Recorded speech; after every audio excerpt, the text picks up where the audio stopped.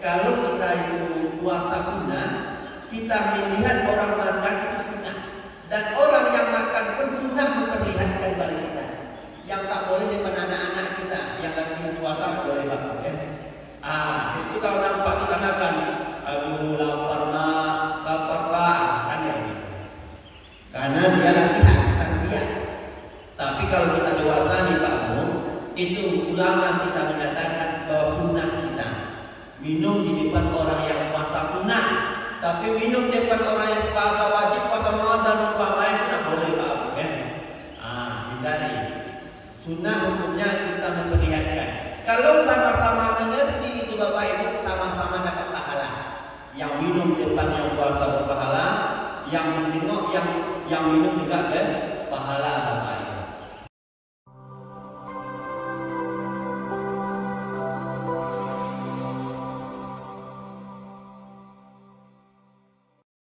Bismillahirrahmanirrahim. Assalamualaikum warahmatullahi wabarakatuh. Alhamdulillahi rabbil alamin, wa bihi nasta'in ala umuri dunya waddin. Asyhadu an la ilaha illallah al-malikul haqqul mubin, wa asyhadu anna Muhammadan abduhu wa rasuluh shadiqul wa'dil amin. Allahumma fassalli wa sallim ala Muhammadin nabiyyin wa ala alihi wa ashabihi ajma'in. Amma ba'd. Bapak Ibu masjid, pengurus masjid yang sama-sama kita hormati, para alim ulama, para asatidz, para tuan guru, para tokoh adat, imam, tokoh pemerintahan, kades, kadus, DPD, RT, RW, ayah ibunda, jamaah masjid Al-Ansor yang dirahmati Allah Subhanahu wa ta'ala. Kembali kita memuji kepada Allah Subhanahu wa ta'ala. Kita bersyukur kepada Allah atas segala nikmat yang telah Allah berikan kepada kita. Nikmat yang terbesar adalah nikmat iman. Nikmat diberikan kesempatan oleh Allah kepada kita untuk beramal soleh. Ini merupakan nikmat yang sangat besar. Selanjutnya, mari kita sama-sama berselawat kepada baginda Nabi Muhammad sallallahu alaihi wasallam. Sallallahu ala Muhammad,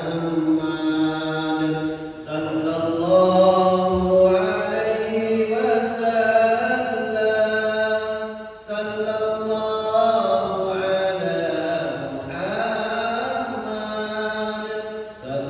sallallahu alaihi wasallam,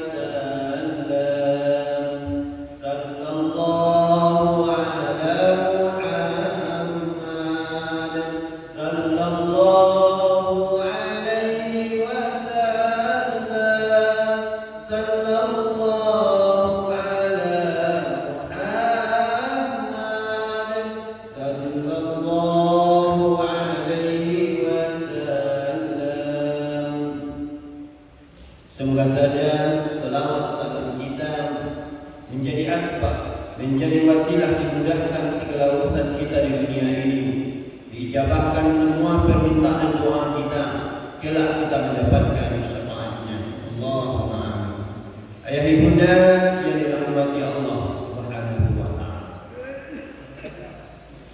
sungguh bahagia pada bulan Syawal ini hamba Allah, orang-orang beriman yang telah mendapatkan pahala puasa 1 tahun. Siapakah mereka itu? Mereka yang telah melaksanakan puasa di bulan Ramadan sebulan penuh, kemudian di Syawalnya dia tambah 6 hari puasa sunnah. Maka kata Rasulullah, orang ini mendapatkan pahala selama 1 tahun puasa. Dari mana rumusnya? Allah Subhanahu wa ta'ala berfirman, man jaa'a bil hasanah, barang siapa yang berbuat 1 kebaikan saja, 1 hasanah, falahu asru hasanah,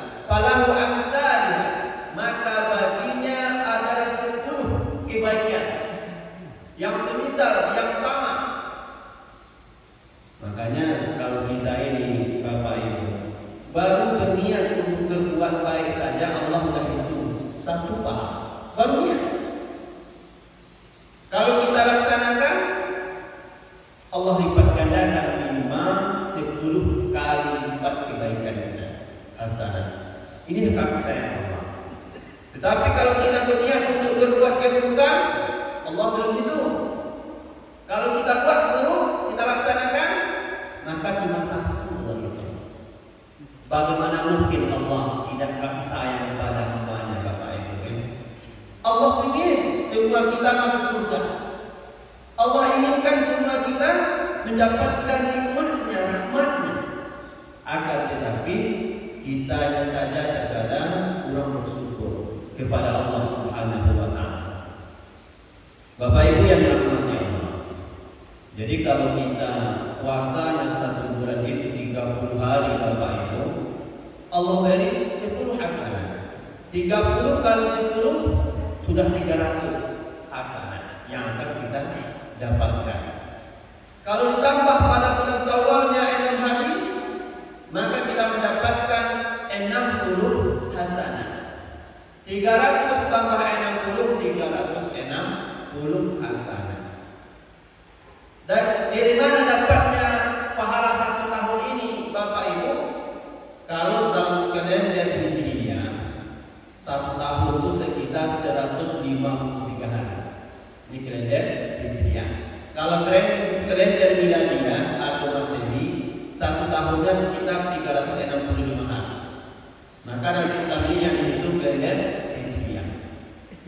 353 hari itu sama dengan pahala 1 tahun, Bapak Ibu, ya. Kita dapat 360 hasanah. Jadi kalau kita telah berpuasa di bulan Syawal ini, Bapak Ibu, bagi yang belum, maka ikutlah, raihlah pahala yang 1 tahun ini, Bapak Ibu, ya. Pahala puasa 1 tahun ini kita lakukan. Mumpung Syawal masih tinggal, kita sampaikan lagi, Bapak Ibu, ya.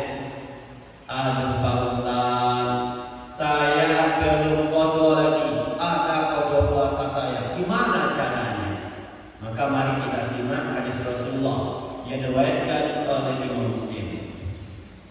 Maka man shoma Ramadan, barang siapa yang telah berpuasa penuh di bulan Ramadan, tsumma atba'ahu sittan min Syawal, kemudian dia lanjutkan, dia tambah 6 hari pada bulan Syawalnya, kana kasiyamid dahar, maka kata Rasulullah, berarti dia telah berpuasa sama selama 1 tahun. Orang yang berpuasa selama 1 tahun. Ini kata Rasulullah Sallallahu Alaihi Wasallam. Baik, kita bedah hadis Rasulullah ini, Bapak Ibu. Kata Rasul, man soma. Soma ini, Bapak Ibu, itu fi'il madhi. Dalam bahasa Arabnya fi'il madhi.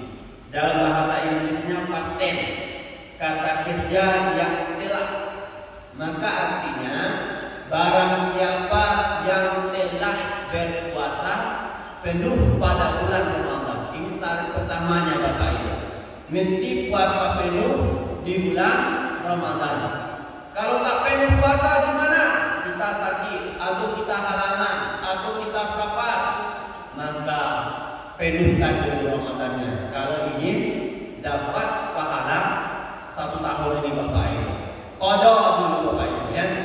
Nah, mesti kita bayar qadhanya. Tsumma atba'ahu sittan. Jadi Rasul menggunakan kalimat sambung yang summa. Jadi dalam bahasa Arab itu kalimat sambung ini banyak, Bapak Ibu. Namanya haruf athaf, huruf-huruf athaf.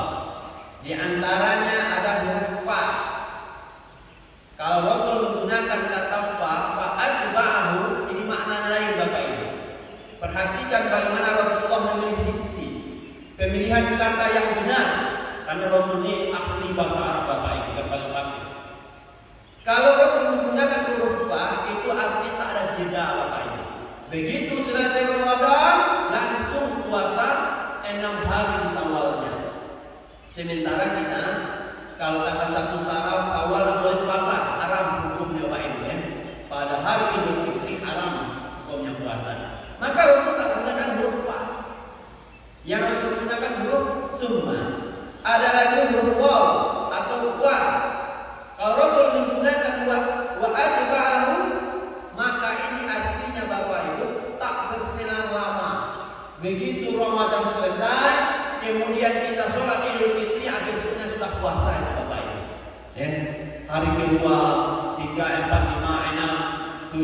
kita sudah mulai puasa. Ini kalau Rasul menggunakan huruf waw. Akan tetapi Rasul menggunakan huruf summa. Summa ini Bapak Ibu artinya kemudian, jaraknya jauh. Yang penting masih ada di bulan Syawal. Selama masih ada di bulan Syawal, ini boleh berpuasa 6 Bapak Ibu. Tidak mesti cepat. Bagaimana prakteknya Rasul berpuasa? Rasul biasa puasa 6 hari ini setelah 10 Syawal Bapak Ibu. Ini kebiasaan Rasul. Kenapa? Banyak orang yang ingin bertamu. Bertamu sodorkan kue, sodorkan kurma. Ya Pak, ya kan? Atau orang lain yang bertamu ke rumah kita. Karena itu tamu kita wajib hormati Bapak Ibu. Wajib kita muliakan. Ciri-ciri orang beriman demikian. Man kana yu'minu billah wal yawmil akhir falyukrim dhaifa. Yang beriman pada Allah, beriman pada hari akhir, wajib dia muliakan tamunya Bapak Ibu. Siapapun yang datang. Makanya kalau kita bertamu di Arab kamu, selama 3 hari kita nggak akan ditanya-tanya. Itu kita seorang Arab. Karena bertamu ini selama 3 hari masih terhitung tamu. Lebih 3 hari boleh minta uang makan. Ya Pak Ibu kan? Bapak udah lebih 3 hari ini. Bapak mau kemana? Barulah orang Arab itu dia nanya, Bapak mau kemana? Tujuannya apa? Cari kerja atau baru mereka bertanya. Kalau sebelum lewat 3 hari mereka akan bertanya. Mereka akan muliakan tamunya terus. Jadi Bapak Ibu kalau datang tamu ke rumah kita sodorkan kue, sodorkan minuman. Ayo Pak, minum cicipi Pak. Kata tamunya, saya nggak enak. Tuan rumahnya mana minumnya? Makanya saya puasa. Lebih nggak enak lagi jangan minum depan kita Pak. Ya kan? Kalau orang kita biasanya kalau dia tahu kita puasa, nggak sanggup dia minum depan kita. Padahal Bapak Ibu, sunnah itu sebetulnya Pak. Ya? Kalau kita itu puasa sunnah, kita melihat orang makan itu sunnah. Dan orang yang makan pun sunnah memperlihatkan pada kita. Yang tak boleh depan anak-anak kita, yang lagi puasa tak boleh Pak. Ya? Itu kalau nampak kita makan, aduh lapar Pak, kan ya gitu.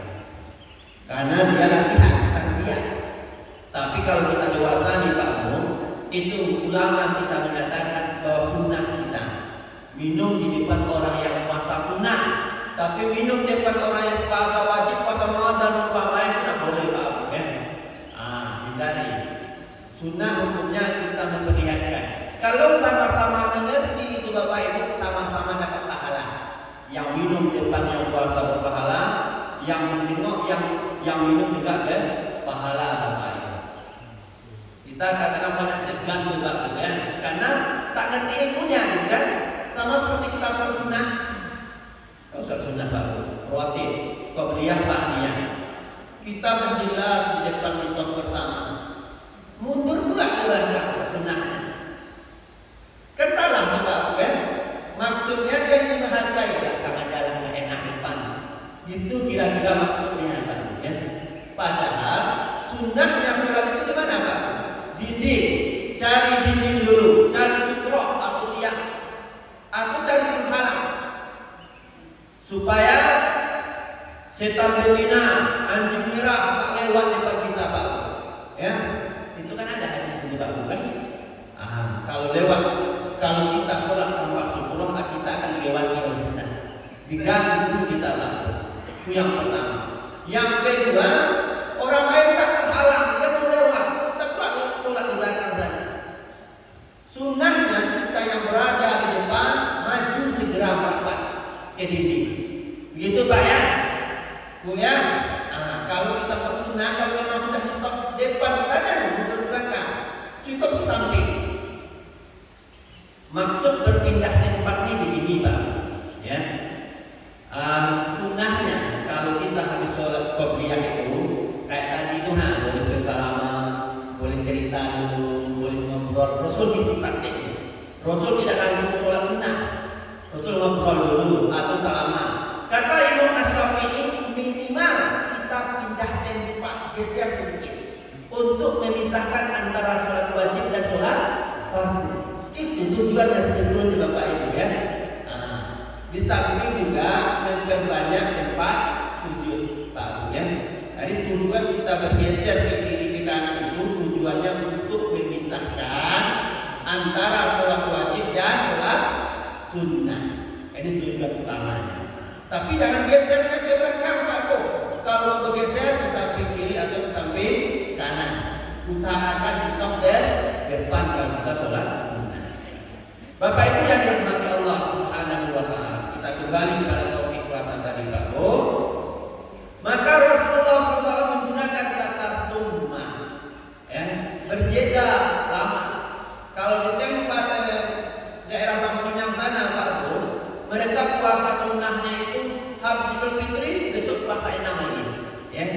Puasa 6, begitu selesai puasa 6 baru mereka lebaran bersama-sama. Lebaran dia Pak Bu ya. Idul Fitri dah kan, lebaran berbeda dengan Idul Fitri. Kalau Idul Fitri hanya dimiliki oleh orang puasa Pak Bu, ya. Lebaran punya semua, punya umat Islam. Silakan Bapak Ibu. Bapak Ibu yang dirahmati Allah Subhanahu wa taala, itu prakteknya di zaman Rasulullah. Kalau teman saya lain tak tahu. Ketika mudik sama-sama dia cuma 1 hari mudik.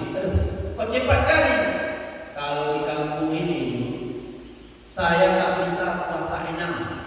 Kan bisa besok saya sudah sekolah tambah tak bisa lagi katanya. Banyak kawan-kawan yang bawa kue, yang menawarkan makanan. Terakhir dia korbankan mudiknya hanya untuk puasa 6 hari Pak. Kalau orang kampung sendiri yang tua-tua saya tanya mana? Bapak ada puasa? Tidak, saya ada puasa hari ini. Kenapa? Ya tak mungkin kita mengikuti lebaran terus katanya. Besok habis lebaran saya mau kerja. Kalau udah kerja nggak sanggup lagi katanya. Jadi lakukanlah puasa ini Pak Bu sesuai situasi dan kondisi kita. Boleh di awal Syawal sejak tanggal 1-nya, boleh di pertengahan, boleh di akhir Bapak Ibu. Ini kata summa maknanya Pak. Ajba'ahu, summa ajba'ahu. Biasanya Bapak Ibu kalau ada kata ajba'ahu ini maksudnya berturut-turut itu Pak ya. Kalau puasa tanggal 2-nya 2, 3, 4, 5, 6, 7. Puasa tanggal 5-nya 5, 6, 7, 8, 9, 10, 11. Begitu biasanya. Kalau ada kata ajba'ahu. Akan tetapi Rasulullah SAW menggunakan kata min setelahnya. Tsumma ajba'ahu min Syawwal. Kemudian dia ikuti 6 hari dari bulan Syawwal. Jadi min di sini fungsinya Bapak Ibu ini harful jar, huruf jar, tapi fungsinya litaba'id dalam bahasa Arab. Tabi'in ini adalah untuk membagi-bagi, mencacah-cacah ataupun memparsialkan, mempisah-pisahkan. Artinya apa? Tidak mesti berturut-turut Bapak Ibu. Boleh kelang-keling, ya. Hari ini puasa, besok buka.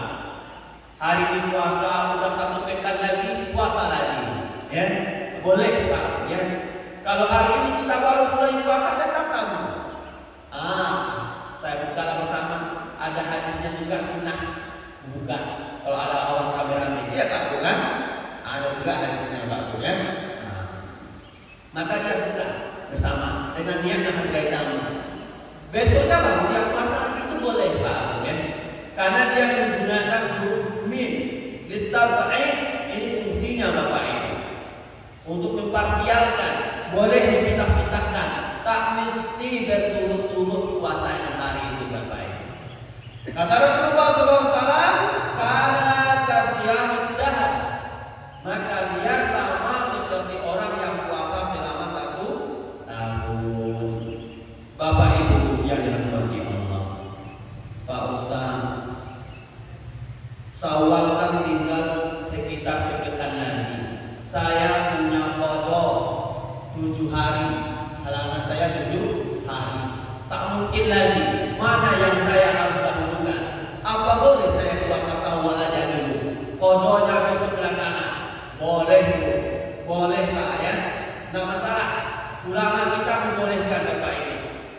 Bagaimana hadis Aisyah radhiyallahu anha, saya menjadikan bulan Sya'ban itu adalah bulan untuk berqada puasa karena saya sibuk melayani Rasulullah sallallahu alaihi wasallam. Jadi Aisyah mengakhirkan qadanya pada bulan Sya'ban. Tapi kalau sudah masuk Ramadan tak boleh lagi Pak Bu. Kena apa kita fidyah, bayar fidyah kita kena. Kalau sudah masuk Ramadan besoknya minimal paling lambat itu Sya'ban di qada Pak ya. Jadi boleh tidak. Ataupun kalau saya lakukan puasa 6 hari di Syawal, qada saya 6 hari sudah 12 hari Ustaz. Enggak sanggup saya rasanya. Enggak boleh. Puasa 6 aja dulu, besok diakhirkan puasa qadanya Bapak Ibu ya.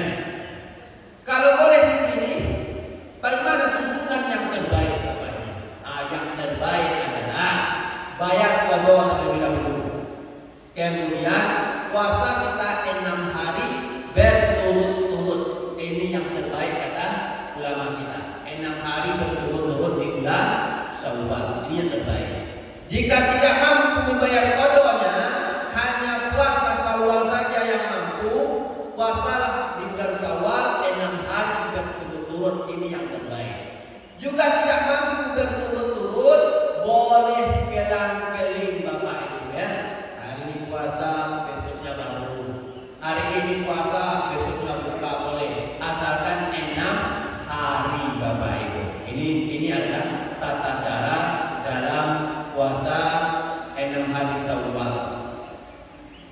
Tapi ada juga seorang pedagang yang mengusulkan, Pak Ustaz, saya mau puasa qada plus puasa 6 hari Syawal, boleh nggak?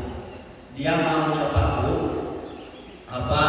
kerja sedikit hasil banyak. Kita satu untuknya kan? Dia cuma 6 hari qada di situ juga. Bahkan plus puasa Senin Kamis pula ya. Saya mau puasa Senin Kamis, bayar qada juga, puasa Syawal juga 6 hari. Boleh nggak Pak Ustaz? Ada ulama mengatakan boleh Pak Bu ya. Boleh, silahkan. Ketimbang dia nggak bayar qada, kan dosa dia Pak kan? Kalau hanya itu yang membuat dia termotivasi baru bisa bayar qada, kata ulama kita silahkan ya. Kalau itu ya karena dia bang untungnya banyak ya. Senin Kamis dia dapat juga, puasa Syawal dia dapat juga, qada pula lagi gitu ya. Kata ulama kita boleh Pak Bu ya. Nanti nggak bayar pula qada ya, dosa kita. Mungkin demikian Bapak Ibu. Semoga Allah berikan pahala puasa yang berlipat ganda pada kita dan pahala 1 tahun. Dan bagi yang belum berpuasa 6 hari, mumpung masih saya berikan lagi puasa kita Bapak Ibu ya. Iya Bu.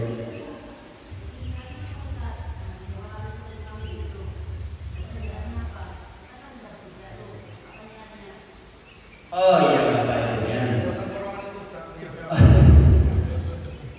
Niatkan yang pertama qada Pak ya. Qada saya niatkan qadanya. Ya, kalau memang mau niat qada, niatkan qadanya. Kemudian kita niatkan untuk 6 harinya ya. Sunnah Syawalnya, sunnah Syawalnya. Kemudian baru kita niatkan untuk Senin Kamis. Jika memang mau menggabungkan ya, silahkan Bapak Ibu ya. Apa itu niat? Niat itu Bapak Ibu di hati kita Pak ya. Asal niat terazam aja, kita itu sudah terhitung niat. Apa itu lafaz niat yang dibaca-baca Bapak Ibu ya? Usolli sunatan atau usolli fardhu subhi ataupun kita niat puasa umpamanya nawaitu shoma budin ya. Tapi kalau oleh ahli bahasa Arab ini bahasa ini protes mereka ya. Kurang pas katanya ya. Niatnya bahasa demikian ya. Banyak yang protes ya. Tapi tidak masalah Bapak Ibu ya. Melafazkan niat sebagian ulama Syafi'iyah membolehkan. Ya Pak Ibu ya. Sebagian memang tidak perlu katanya. Yang lebih ekstrimnya bid'ah katanya ya. Rasul tak pernah berbuat niat katanya ya. Apabila melafazkan niat katanya. Terkecuali niat haji katanya kan.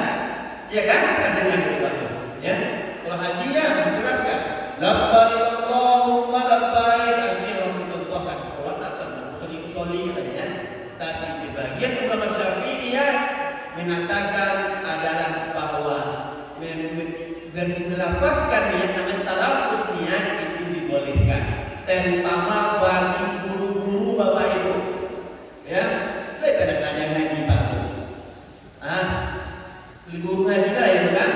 Kalau sempat awak kata kan Pak Bu, rukun sholat itu yang pertama niat apa niat itu Pak? Pak yang boleh itu Pak. Ya. Niat itu di hati, kalau payah masuk tadi ya. Apa itu niat itu? Dipaksa lah kata guru. Usolli fardhos subuhi. Itu niat itu dilepaskan. Itu sebetulnya tujuan utamanya Bapak Ibu ya. Akan tetapi jangan sampai gara-gara niat kita tak jadi beramal. Pak, saya pernah nanya Pak, kiri kanan saya pernah nanya, enggak sholat sunat Pak? Mau saya Pak sholat sunat, sudah nggak tahu niatnya dananya. Ini bahaya nih Pak ya. Dia bermaksud bahwa niat itu harus usolli, padahal tidak. Pak bukan, asal kita niat saja di hati sudah sah. Karena niat itu tempatnya di hati. Rukun sholat itu kan kita terbagi 3. Ada rukun qalbi, rukun fi'li, rukun qauli. Yang rukun qalbi itu niat. 1000 kali pun Bapak Ibu mengucapkan usolli tapi niatnya bukan sholat, tak sah. Di hati tidak sholat. Makanya niat itu adanya di hati. Akan tetapi kata ulama ketika kita mengucapkan usolli, ini salah satu fungsinya untuk memancing niat yang ada di hati. Ini salah satu fungsinya Bapak Ibu ya. Kalau rukun fi'li itu Allahu Akbar, Sami Allahu liman hamidah, Allahu Akbar, sujud itu perbuatan fi'li. Rukun qauli itu salah satu diucapkan seperti Al-Fatihah Pak. Makanya Al-Fatihah kalau tak bergerak bisa kita tak sah Bapak Ibu. Karena itu rukun qauli mesti diucapkan. Pak Ustaz, Pak Imam itu copet ahli sholatnya Pak Ustaz. Agar patut ayat apa dibaca betul. Oh mungkin dalam hati betul kan? Kalau tempat dia membaca Al-Fatihah dalam hati tak sah Bapak Ibu. Seandainya ada kan? Kita kan ada yang sholat kan? Allahu Akbar sallallahu dibaca dalam hatinya tak sah.